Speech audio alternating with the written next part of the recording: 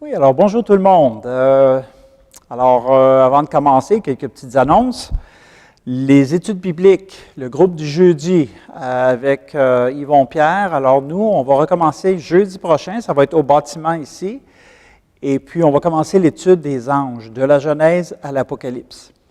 Et puis, il y a une autre annonce, si jamais il y en a parmi vous qui aimeraient se joindre au groupe du dimanche matin, alors communiquez avec Jacques et puis Jacques va s'arranger avec vous là, pour offrir un service quelconque là, pour compléter, pour répondre à vos besoins.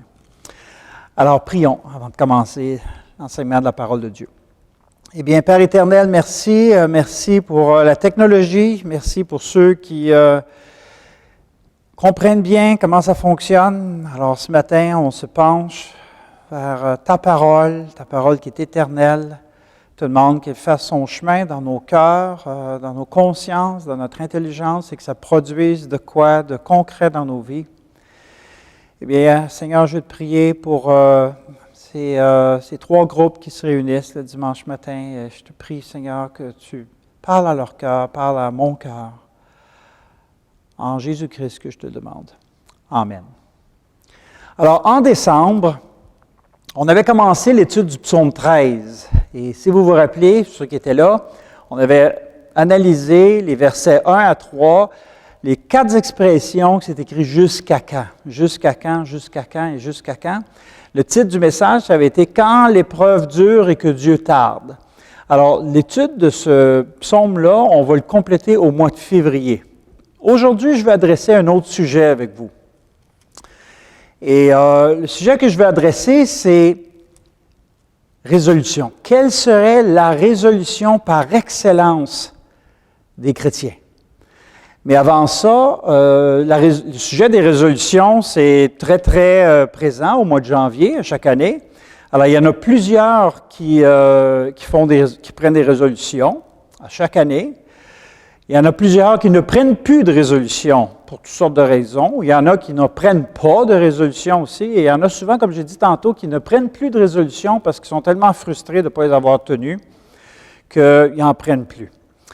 Et il y en a d'autres qui persévèrent à chaque année, prennent des résolutions et espèrent que ça va être la bonne année, qu'ils vont maintenir cette résolution-là qu'ils ont prise. Alors, j'ai décidé de faire quelques études. Une étude pour voir les résolutions, d'où ça vient, quand ça a commencé, puis c'est vraiment intéressant. Il semblerait que la prise de résolution aurait commencé à Babylone 2000 ans avant Jésus-Christ.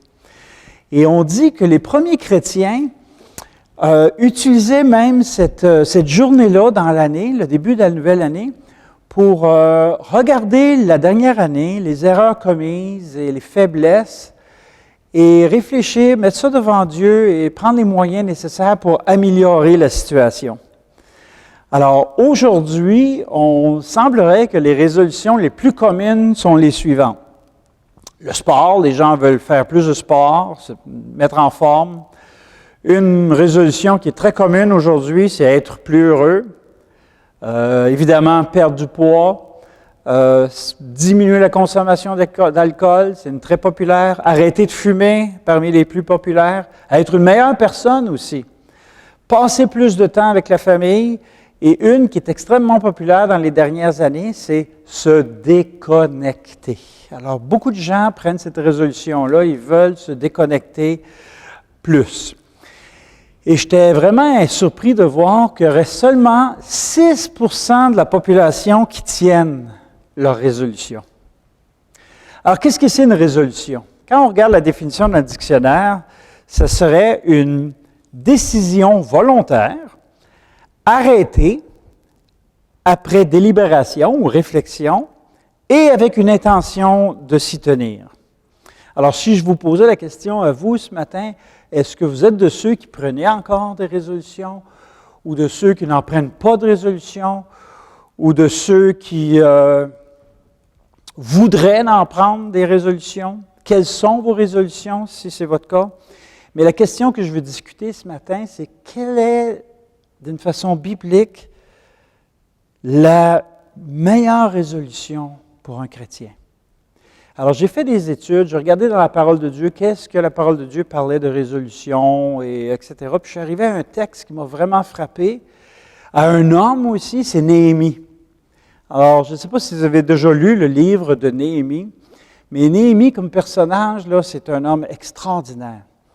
Néhémie, c'est le type d'homme qui a pris une résolution là, qui était vraiment solide. Et ça a fait toute une différence à ton époque. Alors, qui est Néhémie? C'est un homme qui a vécu environ 400 ans avant Jésus-Christ, qui habitait à Babylone, qui venait d'Israël. C'était un homme qui s'inquiétait énormément de la situation d'Israël. Alors, ce n'était pas le genre d'homme qui dit « Ah, non, tant, moi je suis correct, qu'importe ce qui arrive aux autres, moi je suis correct, ça va. » Absolument pas. Alors, Néhémie, il y avait une fonction auprès du roi, et c'était d'être échanson. Alors, parmi vous, je ne sais pas si vous connaissez ce métier-là, ce n'est pas un métier qui est très populaire, on ne va pas à l'école pour ça. C'est celui qui goûtait le vin avant de le donner au roi. Alors, simplement pour s'assurer si le vin était empoisonné ou pas. Alors, vous imaginez sa responsabilité. Il avait sa vie et celle du roi entre ses mains. Alors, j'imagine que ça se passait ainsi. Notre cher Néhémie prenait le vin, le roi le regardait, toute la cour le regardait. Ah, il ne tombe pas à terre. OK, alors le vin est correct, donc je vais le prendre. Alors ça, c'est le type d'homme, le type d'emploi qu'il y avait à Babylone, Néhémie, mais ça ne l'empêchait pas d'être un homme extraordinaire, comme on va voir dans les Écritures. Alors, qui est ce Néhémie? Quelle est la résolution qu'il a prise? Et qu'est-ce que ça peut nous enseigner, nous, en 2021? Alors, lisons dans Néhémie, au chapitre 1. Alors, je vais lire les versets 1 à 11. Alors, Néhémie 1, les versets 1 à 11. Parole de Néhémie, fils de Hakalia, au mois de Kisleu, la 20e année, comme j'étais à Suse, dans la capitale, Anani, l'un de mes frères, et quelques hommes arrivèrent de Juda. Je les questionnai au sujet des Juifs réchappés qui étaient restés de la captivité et au sujet de Jérusalem. Ils me répondirent, « Ceux qui sont restés de la captivité sont là, dans la province, au comble du malheur et de l'opprobre. Les murailles de Jérusalem sont ruinées et ses portes sont consumées par le feu. Lorsque j'entendis ces choses, je m'assis, je pleurai, et je fus plusieurs jours dans la désolation. Je jeûnai et je priai devant le Dieu des cieux. Et je dis, alors dès là, les premiers versets, on voit le caractère de Néhémie, qui a vraiment à cœur Jérusalem. Pas parce que lui, sa situation était bonne, qu'il avait perdu intérêt pour les autres, là. Alors voici sa prière. Ô Éternel, Dieu des cieux, Dieu grand et redoutable, toi qui gardes ton alliance et qui fais miséricorde à ceux qui t'aiment et qui observent tes commandements, que ton oreille soit attentive et que tes yeux soient ouverts. Écoute la prière que ton serviteur t'adresse en ce moment. Jour et nuit, pour tes serviteurs, les enfants d'Israël, en confessant les péchés des enfants d'Israël, nos péchés contre toi, car moi et la maison de mon Père, nous avons péché, nous t'avons offensé, et nous n'avons point observé tes commandements, les lois et les ordonnances que tu prescrivis à Moïse, ton serviteur. Souviens-toi de cette parole que tu donnas ordre à Moïse, ton serviteur, de prononcer. Lorsque vous pécherez, je vous disperserai parmi les peuples. Et Néhémie, c'est ce qu'il constatait là. Mais, j'aime les mais dans la Bible, si vous revenez à moi, et ça c'est une repentance, une conversion, et si vous observez mes commandements et les mettez en pratique, alors la conversion, la repentance et l'obéissance, ça va tout ensemble, ça. Alors, La part que Dieu va jouer, elle est ici. Alors, quand vous seriez exilés à l'extrémité du ciel, de là je vous rassemblerai et je vous ramènerai dans le lieu où j'ai choisi pour y faire résider mon nom. Ils sont tes serviteurs et ton peuple, que tu as racheté par ta grande puissance et par ta main forte. Ô Seigneur, que ton oreille soit attentive à la prière de ton serviteur et à la prière de tes serviteurs qui veulent craindre ton nom. Donne aujourd'hui du succès à ton serviteur et fais-lui trouver grâce devant cet homme. J'étais alors échanson du roi. Alors, vous savez, c'est quoi une échanson maintenant? Cette prière-là, quand je l'ai relue dans la semaine, ça m'a vraiment grippé le cœur. Et je me disais, quelle prière! Quelle prière! C'est vraiment un modèle de prière, je dirais, là, pour les parents, pour un individu et dirigeants d'Église, et aussi, quelle prière pour nos politiciens! Ça serait fantastique si on pouvait écouter ce genre de prière-là de la part de nos dirigeants. Et ce type de prière-là, on la retrouve dans Esdras 9 et aussi dans Daniel 9, si ça vous intéresse, à faire l'étude. Alors, ici, on a Néhémie, on a un caractère de Néhémie. On n'est pas encore à sa résolution, mais vous allez voir qu'est-ce que ce type d'homme fait comme résolution. On va aller au chapitre 2 de Néhémie. On va lire les versets 1 à 5. Au mois de Nissan, la 20e année du roi Artaxerxès, comme le vin était devant lui, je pris le vin et je l'offris au roi. Jamais je n'avais paru triste en sa présence. Le roi m'a dit, « Pourquoi as-tu mauvais visage? Tu n'es pourtant pas malade. » Ce ne peut être qu'un chagrin du cœur. Je fus saisi d'une grande crainte. Et je répondis au roi, « Que le roi vive éternellement. Comment n'aurais-je pas mauvais visage lorsque la ville où sont les sépulcres de mes pères est détruite et que ses portes sont consumées par le feu? » Alors, un des aspects du caractère de Néhémie, ce n'est pas seulement sa sensibilité face à son péché aussi, mais au péché de son peuple, mais aussi aux conséquences des péchés sur Jérusalem. Et le roi me dit, « Que demandes-tu? » J'aime la réponse, le texte. Qu'est-ce que le texte dit ici? « Je priais le Dieu des cieux. » Le roi lui pose une question, et là, Néhémie, sa première réaction, c'est « Prier le Dieu des cieux. » Ça ne dit pas qu'est-ce qu'il a prié, mais il se dit ici que je priais le Dieu des cieux. Et je répondis au roi, « Si le roi le trouve bon, et si ton serviteur lui est agréable, envoie-moi en Juda, vers la ville des sépulcres de mes pères, pour que je la rebâtisse. » Ça te donne un indice de sa résolution. Pour que je la rebâtisse. Alors, à partir de cette partie du verset 5, on va sauter au verset 11. Et là, on va élaborer sur notre résolution 2021. J'arrivai à Jérusalem, j'y passai 3 jours, après quoi je me levai pendant la nuit avec quelques hommes, sans avoir dit à personne ce que mon Dieu m'avait mis au cœur de faire pour Jérusalem. Il y avait avec moi d'autres bêtes, il n'y avait avec moi d'autres bêtes de somme que ma propre monture. Je sortis de nuit par la porte de la vallée et je me dirigeai vers la source du dragon et vers la porte du fumier, considérant les murailles en ruine de Jérusalem et réfléchissant à ces portes consumées par le feu. Je passai près de la porte de la source et de l'étang du roi. Il n'y avait point de place par où puisse passer la bête qui était sous moi. Je montai de nuit par le torrent et je considérai encore la muraille. Puis je rentrai par la porte de la vallée et je fus ainsi de retour. Au verset 16. Les magistrats ignoraient où j'étais allé. et ce que je faisais.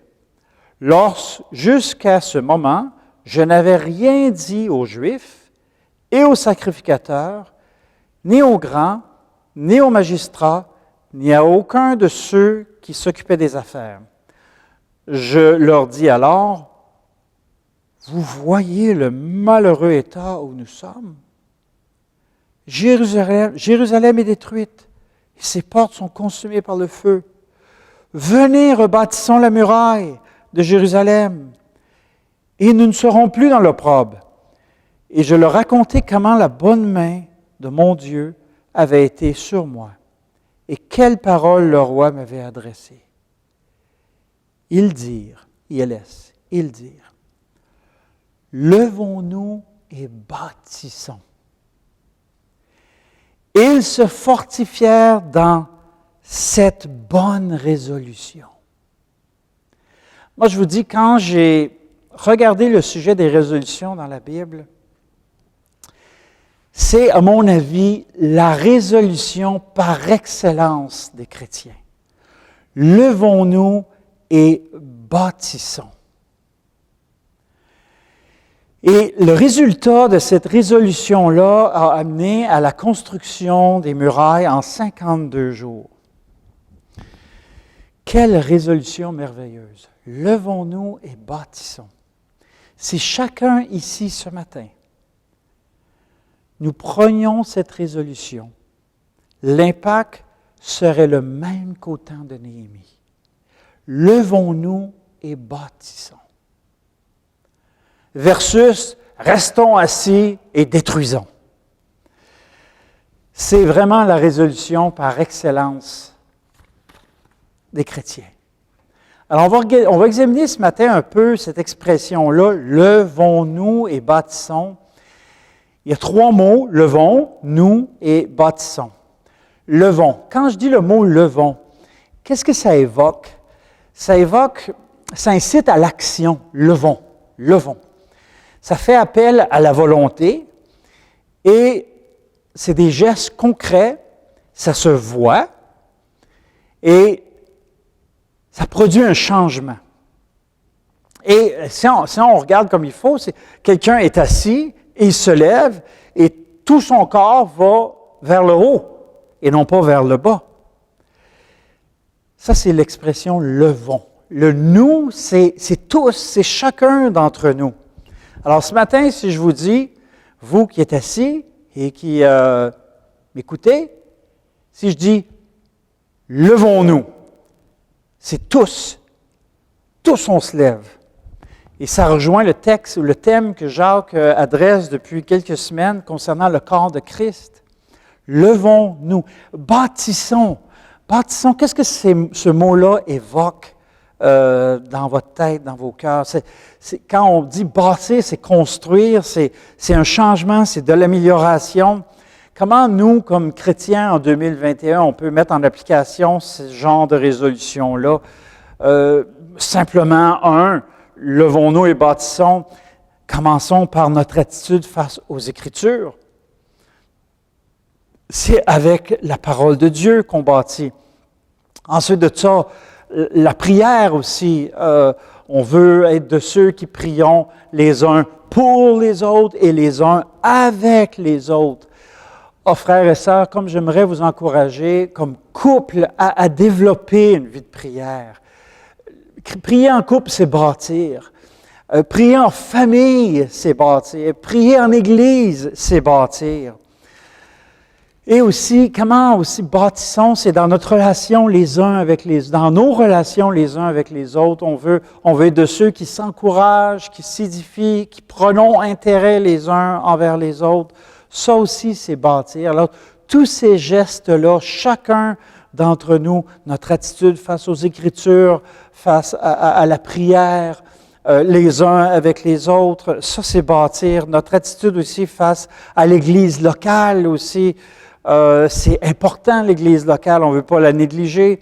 Notre service dans l'Église locale. Alors, tout cela, ça contribue à bâtir. Malgré les quelques obstacles qu'on a présentement, on prend tout ce qu'on peut prendre et puis on bâtit avec ça. Et ça ne peut faire autrement que de porter du fruit, comme au temps de Néhémie. Si on se rappelle bien, comme j'ai mentionné tantôt, 52 jours et les murailles étaient rebâties. Alors, des fois, pour comprendre, il faut enseigner par contraste. Alors, levons-nous et bâtissons versus restons assis et détruisons. Rester assis, ça c'est l'inertie, c'est la passivité. Détruire, ça c'est la critique, c'est les murmures, c'est médire, c'est négliger l'Église locale, c'est aussi pratiquer le péché dans le secret de nos vies. Ça, toutes ces choses-là, ça détruit notre vie de couple, ça détruit notre vie de famille et ça a un impact sur l'Église locale. Alors, levons-nous et bâtissons, c'est la résolution par excellence des chrétiens. Et il y a quelques étapes. Si on regarde le livre de Néhémie, chapitres 1 et 2, la première chose que Néhémie a fait, c'est qu'il y a eu une examination au niveau de son cœur, au niveau de son peuple, et il a confessé. On commence par la confession.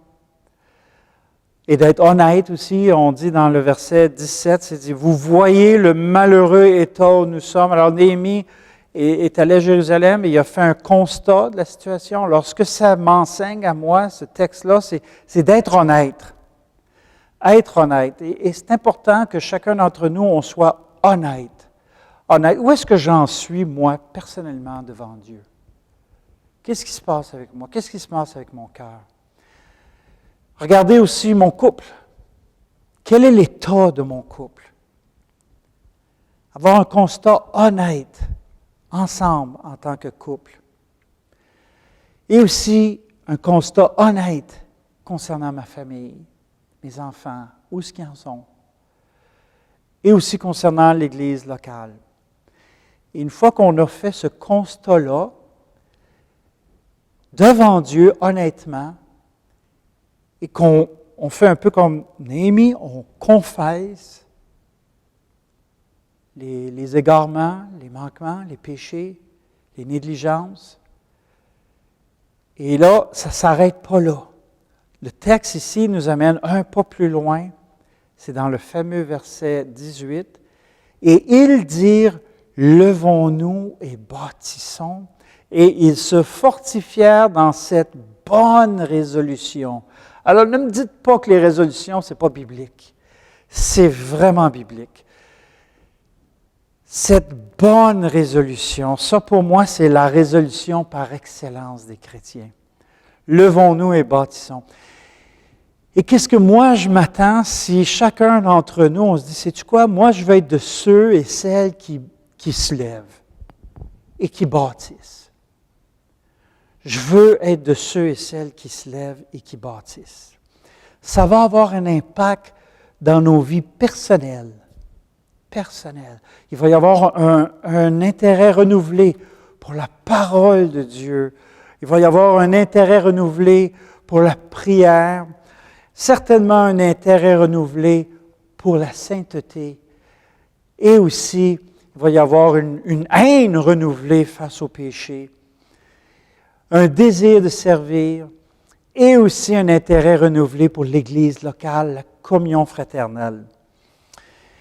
Un couple qui fait ça, qui dit, tu sais quoi, ma femme, si on regarde notre situation, là, honnêtement, là, c'est là qu'on en est, puis c'est pas là qu'on veut rester.